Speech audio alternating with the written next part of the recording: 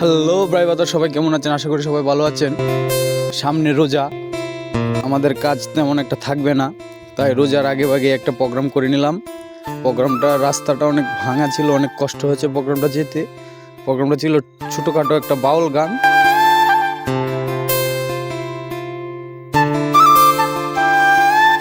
ভিডিওর শেষে আপনার আউটপুট দেওয়া আছে, আউটপুটটা দেখে কমেন্টে জানাবেন আউটপুট কেমন হয়েছে। ভিডিওটা ওয়াচিং করুন, ভিডিওটা দেখতে থাকুন, আশা করি ভালো লাগবে।